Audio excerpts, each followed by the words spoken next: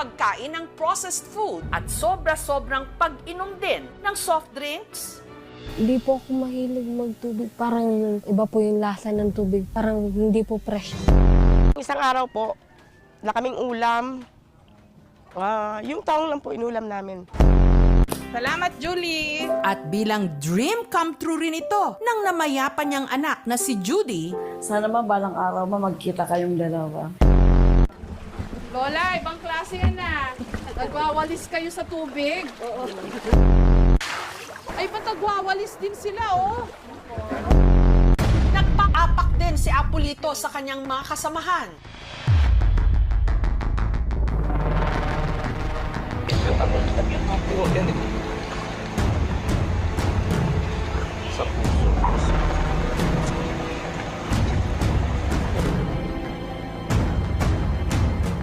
Taba na.